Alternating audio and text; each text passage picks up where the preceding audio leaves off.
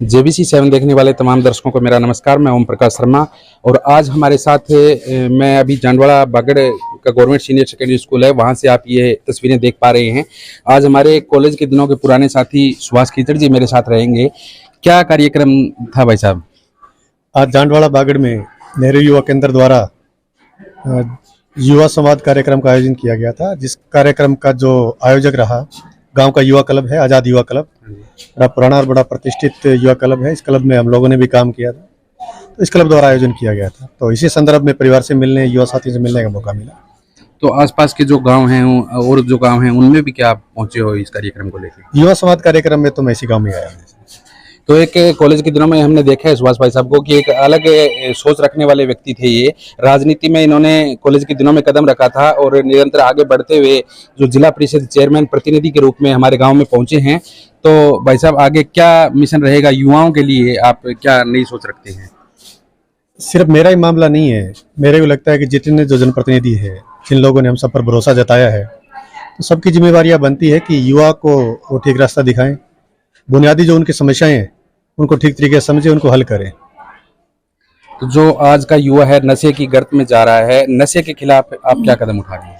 हम लगातार बड़े लंबे टाइम से काम कर रहे हैं और आगे भी प्रशासन के साथ भी मिलकर, अब जब बड़ी जिम्मेवारियां, राजनीतिक जिम्मेवारियां पर हम लोग बैठे हैं, तो हमारी ड्यूटी बनती है कि हम ठीक तरीके से इसकी जो जड़ है उसको खत्म कैसे करें, ताकि युवा पीढ़ी को ठीक रास्ता दिखाया जा सके और देश निर्माण के अंदर उनका जो बुनियादी जो रोल है, उनका जो अहम हिस्सा है, उसका यूटिलाइजेशन ठीक तरीके से किया जा सके।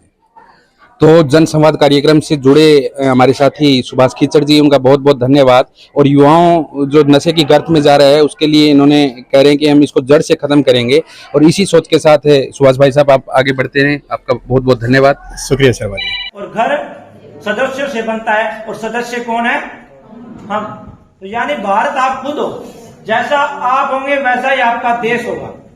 और ये मत सोचो कि मैं ये काम कर रहा हूँ, समाज सेवा कर रहा हूँ, मेरा तो इतना टाइम बचा है, बाद में मेरे को क्या लेना है। अरे कम से कम जैसे हमारे सनातन धर्म में परंपरा है कि हम दूसरा जन्म लेते हैं। अगर आप अच्छा काम करके जा रहे हो, बीच में भी छोड़ के जा रहे हो, तो कम से कम बाद में अगर दोबारा आओगे तो आपको वो माहौल, वो समाज मिलेगा जिसकी आप कल्पना कर रहे थे।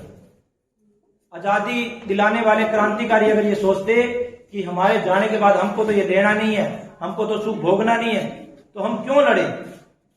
लेकिन कहीं ना कहीं उन्हीं आत्माओं को पुनः आगमन होता है। तो अपनी संस्कृति के प्रति, अपनी नैतिक कर्तव्यों के प्रति आपको सचेत रहने की बहुत आवश्यकता है। और आज का जो ये कार्यक्रम रखा है उन सबका हम आभार व्यक्त करते हैं। तो आज से आपको एक प्रण तो लेना होगा, अभिभावकों को लेना होगा, युवाओं को लेना होगा और मेरी जो बहनें पीछे बैठी है उनको भी लेना होगा और गांव के जो युवा साथी आए हैं उनको भी लेना होगा। आप मन से, आत्मा से आज आप सोच लें, एक छोटा सा गोल आपको ध्यान में रखना है। सिर्फ 2 मिनट आपको रात को सोते समय ये सोचना है। 2 बातें आपको आज से सोचनी है। पहली बात आपको ये सोचनी है कि मैंने ऐसा आज क्या किया जो मेरे को नहीं करना चाहिए था। ठीक है, सोचोगे कि नहीं सोचोगे कि मैंने आज ऐसा क्या किया जो मेरे को नहीं करना चाहिए था और मैंने आज ऐसा क्या नहीं किया जो मेरे को करना चाहिए था। अगर ये 2 बातें आप सोने से 5 मिनट पहले रोज सोचते हो तो आप अपने आप के अंदर परिवर्तन देखोगे। आपको सब खुशी खुश नजर आएंगे। दुनिया कैसी आप है जैसी। जो दुखी होता है ना, मुंह लटकाए हो रहता है। आपको नरक का दर्शन करना, नरक का, नरक नाम सुना होगा ना। युवा लड़के का मुरझाया हुआ चेहरा देख लो, जिसके अंदर जोश हो सकता है, ऊर्जा हो सकती है, समाज को बदलने का हो सकता है। तो आप उसका मुरझाया हुआ चेहरा देखो, वो ही नरक है और नरक कोई दूसरी जगह नहीं है।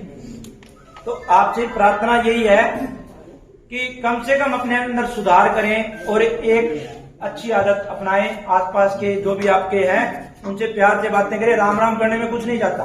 आप करके देखो, गांव के बाहर निकलो, हम देखते हैं कि। और आज के जो हमारे मुख्य अतिथि हैं उनकी जानकारी के लिए थोड़ा सा मैं गांव के बारे में बता देता हूं। इस गांव काफी समय पर हमने खेलने में और बहुत सारी एक्टिविटीज में बाहर हमारा समय गुजरा है। लेकिन इस गांव की जो खासियत है वो ये है कि सामाजिक काम में ये पूरा गांव एकजुट रहता है, पूरा गांव एकजुट रहता है। जो एकजुटता मैंने कहीं भी नहीं देखी। आपसे 2-4 किलोमीटर के गांव में भी चले जाओ,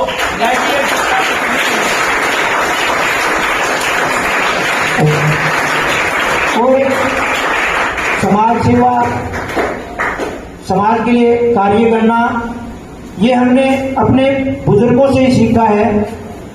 उदाहरण के लिए श्री मनीराम जी भादू, जो बहुत पहले जो छोटे छोटे होते थे ना, तब भी हमें दिल्ली से लेके मेरठ तक पद यात्रा करवाई थी, जिस समय एक बच्चा धूप में 5 मिनट खड़ा नहीं हो सकता था। उन्होंने हमको लगातार 9-10 घंटे लगातार पैदल चलाया था उसमें, और एहसास दिलाया था कि आज़ादी ऐसे ही नहीं मिली। फिर हमने गांव जानवाड़ा से लेकर फतेहाबाद तक बिल्कुल छोटे बच्चों को लेकर एक आज़ादी यात्रा निकाली थी। और बहुत समय समय पर समाज सेवा के लिए कार्य होते रहे हैं। आजाद युवा क्लब, जिसका रजिस्ट्रेशन नंबर 10 है, तो आप सोच सकते हो कि कितना पहले का ये क्लब है। हजारों क्लब इसके बाद में बन चुके हैं। उसके बाद में युवा स्पोर्ट्स क्लब है जो राहुल भादू चलाते हैं। योग युवा संगठन है जो डॉक्टर किशन और दिनेश आर्य के नेतृत्व में बहुत अच्छा कार्य कर रहा है। और शहीद भगत सिंह ब्रिगेड है जो भी सामाजिक कार्यों में भाग लेती है। बहुत सारे संगठन जब भी काम गांव का काम होता है तो एक साथ मिलकर कार्य करते हैं। वो काम विद्यालय का हो, गांव का हो। जैसे अभी किसान आंदोलन हुआ था, उसमें बढ़ चढ़ के भाग लिया था। अभी बाढ़ राहत कार्यों के लिए भी, और एक अभी हमारे गांव में एक विशेष लाडली बहन शादी कन्या के नाम से मुहिम शुरू की है। तो जानकारी के लिए बता दूं कि 6-7 शादियां उन्होंने करवा दी है अभी तक, और उन कन्याओं की शादी करवाते हैं जो बिल्कुल असहाय है, जिनका कोई सहयोग करने वाला नहीं है। और लगभग एक शादी में 70 से 80 हजार रुपये खर्चा आता है। और वो खर्चा कहाँ से निकलता है? वो जो उसके ग्रुप से जुड़े हैं, जो भी लोग उनसे जुड़े हैं, जो भी उनसे दान देते हैं। तो आज के हमारे मुख्य अतिथि जो श्री सुभाष जी खिचड़ हैं, उनसे यही नम्र निवेदन प्रार्थना है कि सालों से, सदियों से नेताओं के वादे सुनते आए हैं। वादे न करके वही हमसे बात करके जाएं जो पूरी कर सके। अगर भगवान ने आपको उस समर्थ बनाया है कि, और बहुत साथी हैं जो इनके कॉलेज के दोस्त हैं, बहुत सारे, हम इनको आज से नहीं बहुत पहले से जानते हैं। तो ये हमारा सौभाग्य है, हमारे गांव के लिए भी सौभाग्य है कि वो आज हमारे बीच में हमारे मुख्य अतिथि बन के, हमारे सहयोगी बन के आए हैं। और उनकी दिल की बात मैं 4 लाइनों के माध्यम से कहना चाहता हूं कि हर सामाजिक समस्या का समाधान बन जाऊं, जरूरतों की जरूरत का सामान बन जाऊं, बन की नेतागिरी करने का शौक नहीं है मुझे, चाहत है कि समाज सेवा का दूसरा नाम बन जाऊं, चाहत है कि समाज सेवा का दूसरा नाम बन जाऊं। यही उनके दिल का अरमान है। बहुत सारी, तो जैसे तुलराम जी ने बताया कि एक तो हमें जो पीछे शेड लगा है बच्चों के लिए, अव्यवस्थित रहता है, जो भोजन करते हैं तो पक्षियों की कुछ बाधा के कारण थोड़ी प्रॉब्लम आती है, शेड की समस्या हो गई। दूसरा, आज का युग है, आधुनिक युग है, इंटरनेट की बहुत ज़्यादा आवश्यकता रहती है। और तीसरा जो हमारी स्कूल की समस्या थी, सौर ऊर्जा का। और सौर ऊर्जा तो एक, अगर ये कार्य करते हैं तो एक प्रकृति का भी सहयोग होगा, क्योंकि हम अपनी सुविधाओं के हिसाब से प्रकृति को मार रहे हैं। तो सौर ऊर्जा का है। और एक अभी पीछे 2-3 दिन पहले ब्लॉक सदर पे यहाँ पे खेल हुए थे, उसमें हमारे गांव की टीम ने पहला स्थान प्राप्त किया, केवल 10-15 दिन की मेहनत के बाद। और उनके लिए, बच्चों के लिए योगा में भी धीरे आ रहे हैं वो काफी। तो 20 योगा मैट के लिए इनको बोला गया था, जो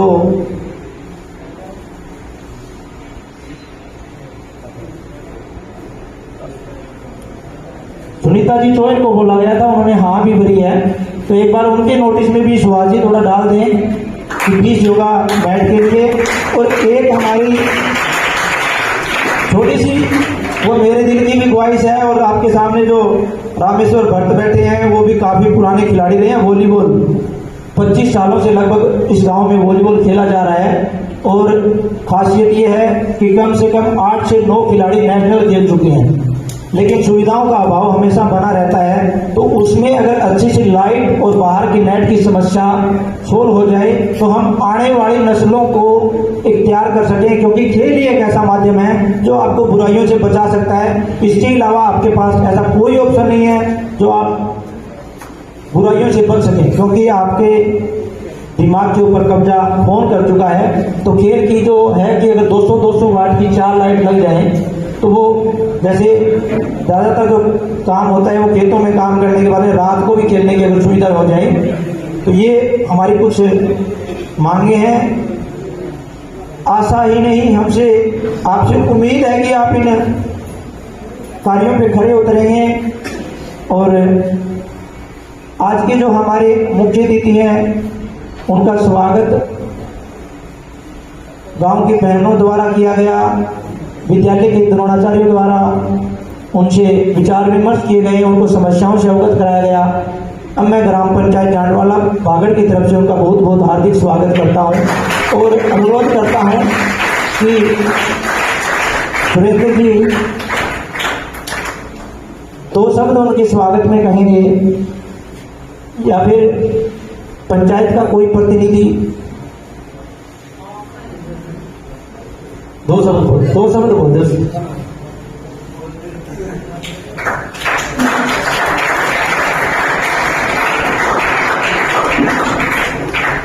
हमारे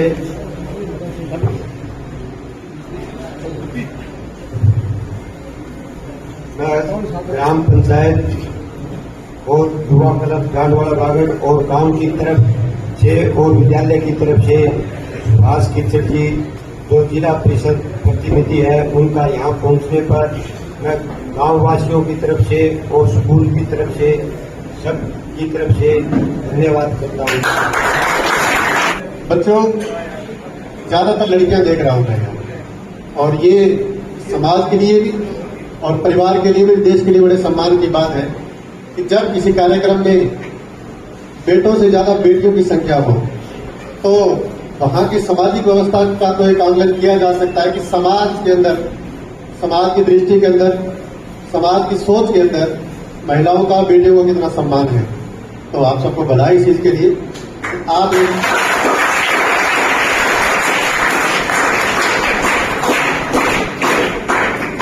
आप जैसे स्वच्छ वातावरण में अपना निर्माण कर रहे हैं जो बहुत सारे बच्चों को आज नसीब नहीं है। बच्चों, आज एक 12 साल का, 15 साल का बच्चा आपको अपना पेट भरने के लिए, अपने परिवार को चलाने के लिए किसी भी होटल के ऊपर, किसी भी चाय के ठेले के ऊपर बर्तन मांजता आपको मिल जाएगा। कोई भी एक 20 साल की, 25 साल की बेटी अपने परिवार को चलाने के लिए अपना शरीर बेचते कहीं नहीं आपको मिल जाएगा। अनेकों ऐसे हमारे सामने उदाहरण है जो पारिवारिक स्थितियों की वजह से, सामाजिक व्यवस्था खराब होने की वजह से बच्चे ठीक दिशा में बढ़ ही नहीं पाए। 21वीं सदी के अंदर हम हैं, 75 साल से ज्यादा हमें आजादी का टाइम हो गया है। अगर आज भी गांव का एक गरीब परिवार पीले कार्ड की राशन की मांग करता है कि मेरा पीला कार्ड बन जाए तो मैं मेरे परिवार का गुजारा कर लूंगा, कर लूंगी, तो ये पूरी की पूरी एक सिस्टम व्यवस्था के ऊपर तमाचा है कि हम 75 साल बाद भी ऐसी व्यवस्था लागू नहीं कर पाए कि हम उस परिवार को उस दलदल से निकाल सके, उस गरीबी से निकाल पाए उसको। आज भी अगर एक 60 साल का बुजुर्ग, 70 साल का बुजुर्ग अगर बुढ़ापा पेंशन के लिए अगर दफ्तर के अंदर 20 चक्कर, 30 चक्कर काट रहा है, पिछले 2 साल से 3 साल से अगर चक्कर काट रहा है, तो हमारे पूरे का पूरे सिस्टम पर एक तमाचा है कि जिस आदमी ने इस समाज को बनाने के लिए अपनी पूरी जिंदगी लगा दी, पूरा जीवन लगा दिया, और आज वो छोटी सी सुविधा के लिए एक अफसर के पीछे गिड़गिड़ा रहा है, धक्के खा रहा है। सिस्टम के अंदर जो लोग बैठे कौन है वो लोग? शासन प्रशासन का हिस्सा। शासन मतलब जिन लोगों को आप लोग वोट देके चुनते हो शासन पत्ती के हैं। प्रशासन जो लोग नौकरी पैसे से जुड़े लोग होते हैं प्रशासन पत्ती के। तो शासन प्रशासन से लोग जुड़े हैं, वो कोई बाहर के लोग नहीं है। वो इस गांव का बेटा हो सकता है, बेटी हो सकती है, वो आपके नजदीक गांव का बेटा बेटी हो सकती है, वो आपसे 50 किलोमीटर दूर का कोई बेटा बेटी हो सकती है। तो ऐसी क्या स्थितियां हो गई है कि आपका चुना हुआ नुमाइंदा ठीक काम नहीं कर रहा, जो अधिकारी कर्मचारी जो चेयर पर बैठे हैं वो लोग ठीक ईमानदारी से काम नहीं कर रहे हैं, या कर रहे हैं तो उनके हाथ बंधे हुए हैं, या बहुत कम कर पा रहे हैं। तो इसकी जो बड़ी वजह है बच्चों, वो है हमारी शिक्षा पद्धति, हमारा सामाजिक ताना बाना, हमारा परिवेश, हमारी वैचारिक क्षमताएं, हमारे निजी लगाव, हमारे निजी लालच, लोभ, ये सब की सब चीजें हमारे साथ जुड़ी रही है। तो इसमें जब एक स्वच्छ भारत की, एक उज्जवल भारत की, एक उन्नत समाज की जब नींव की बात आती है कि हम कैसे समाज को आगे बढ़ाएंगे, उसका जो बीजारोपण का जो काम होता है वो इन्हीं विद्यालयों में काम होता है, इन्हीं शिक्षकों के हाथों से, इन्हीं भविष्य के पुरोधाओं के हाथों से ही बीजों का बीजारोपण होता है। एक अध्यापक द्वारा की गई मेहनत, एक अध्यापक द्वारा दिया गया रास्ता वो तब तक सार्थक नहीं होता जब तक उसका पढ़ाया बच्चा समाज के हित के लिए काम ना करता है। बात सिर्फ रोजी रोटी से जुड़ी नहीं है बच्चों में। जिसके पास सरकारी नौकरी नहीं है वो भी अपना 2 टाइम का सम्मानपूर्वक अपना पेट भर रहा है, जिसके पास जमीन नहीं है वो आदमी भी अपनी मेहनत मजदूरी करके अपना पेट भर रहा है, जिसके पास है तो भी वो भर रहा है। लेकिन जो सामाजिक ताने बाने में जो बदलाव आया है वो हमारा जो सामाजिक सिस्टम है उसकी वजह से बदलाव ऐसा आया है। हमारे शिक्षक, हमारी शैक्षणिक व्यवस्थाओं ने हमें अब तक थोड़ा संभाल रखा है। अगर शैक्षणिक स्तर पर इस प्रकार की अगर लालसाएं बढ़ जाए, अगर वो लोग अपने कर्तव्य से विमुख हो जाए तो निश्चित तौर पर हम बहुत ऐसे रास्ते अपना लेंगे जो समाज के लिए भी, परिवार के लिए भी, देश के लिए हितकर नहीं होंगे। तो मैं बधाई देता हूं अध्यापकों को, इस मंच से सभी अध्यापक वर्ग को भी, कि आजादी के बाद अगर आज हम चंद्रयान पर हैं, चंद्रमा पर हम हमारी परिक्रमा कर रहे हैं, कोरोना के अंदर, इस भीषण काल के अंदर भी हमने बड़ी मजबूती के साथ अगर हमने दवाओं का निर्माण करके पूरे विश्व तक वो दवाइयां पहुंचाई हैं, विज्ञान के अंदर हम आज इतनी तरक्की कर पाए हैं, टेक्नोलॉजी में इतनी तरक्की कर पाए हैं, सैन्य संसाधनों में इतनी तरक्की कर पाए हैं, तो उसका जो बड़ा जो श्रेय है वो अध्यापकों को ही जाता है। इसी पनीरी से, इसी पौधशाला से इन्होंने वो ऐसे ऐसे हमें बच्चे दिए हैं जो आज वैज्ञानिक के तौर पर, इंजीनियर के तौर पर, सेना के तौर पर, शासन प्रशासन, राजनेताओं के तौर पर जिन लोगों ने इस व्यवस्था को संभाला है। विद्यालय के प्रधानाचार्य, अध्यापकगण एवं युवा साथियों, आज का कार्यक्रम युवा संवाद, ये एक ऐसा कार्यक्रम है जहां युवाओं को प्रेरित करने के लिए आजादी के अमृत महोत्सव के अंतर्गत ये कार्यक्रम का आयोजन किया जा रहा है। इसमें आजाद युवा क्लब एक अग्रणी भूमिका निभा रहा है। आजाद युवा क्लब के बारे में अगर बात की जाए तो एक बार पहले भी इन्होंने एक अच्छा कार्यक्रम गांव के चौपाल में रखा था, कैरियर गाइडेंस के रूप में। लेकिन मैं चाहता हूं कि वह जो कार्यक्रम आपने उस साल रखा था वो हर साल बच्चों को आगे बढ़ने के लिए, कैरियर काउंसलिंग के लिए आवश्यक है और हर साल उसका आयोजन अवश्य किया जाए। अभी यहाँ जो 5 प्रण मंत्र जो हमारे, जिनके ऊपर चर्चा की जानी है, पहला है भारत का, विकसित भारत का लक्ष्य। अभी हमारा देश विकासशील देशों की श्रेणी में आता है। 5वीं सबसे बड़ी अर्थव्यवस्था जरूर है, लेकिन बहुत सारे ऐसे सुधार हैं जहां हम अपने देश को आगे बढ़ा सकते हैं। अगर भारत विकसित हो जाता है तो उसके लक्ष्य क्या होने चाहिए और विकसित करने में कौन से लक्ष्य हम निर्धारित कर सकते हैं, उसमें बहुत सारी समस्याएं जो हमारे सामने से खड़ी होती है। सबसे बड़ी समस्या साक्षरता की है। आगे बढ़ रहा है देश, साक्षर हो रहा है, लेकिन सबसे बड़ी समस्या यही है कि साक्षर हो रहा है केवल कागजों में। वास्तविकता बहुत ज़्यादा दूर है। कई बार बच्चों के साथ चर्चा करते रहते हैं इस विषय में कि हमारे पास क्वांटिटी एजुकेशन तो हो रही है, लेकिन क्वालिटी एजुकेशन बहुत निम्न स्तर पर है और उसका कारण है विदेशी एजेंडा। तो वो विदेशी एजेंडा किस प्रकार से हम पीछे छोड़ सकते हैं और किस प्रकार हम उस विदेशी एजेंडे को फेल कर सकते हैं। आपने सुना होगा कि RTE एक 2005 के अंदर कानून लाया गया था, राइट टू एजुकेशन। 6 से 14 साल के बच्चों के लिए अनिवार्य शिक्षा। उसमें ना तो बच्चे को फेल करना, चाहे उसके 0 नंबर है तब भी अगली क्लास में प्रमोट करना, ये कुछ ऐसी चीजें थी जो सोचा गया था कि इससे हमारी साक्षरता दर बढ़ेगी, कागजों में बढ़ गई है, लेकिन अगर हम उसका स्तर देखेंगे तो बहुत नीचे का स्तर है। और आप जब भी देखेंगे जितने भी विदेशी कंपनियां हैं, ज्यादातर भारतीय उनके सीईओ मिलेंगे, प्रमुख मिलेंगे। क्यों? क्योंकि भारत के अंदर इंटेलिजेंस लेवल जो है वो बहुत ज्यादा है, काबिलियत है। अब विदेशी लोग ये कैसे सहन करते हैं कि भारत के लोग हमारे देश के अंदर आकर हमारी कंपनियों को चलाएं। तो उन्होंने प्रयास किए अपने लेवल पे, लेकिन वो प्रयास कामयाब नहीं हुए।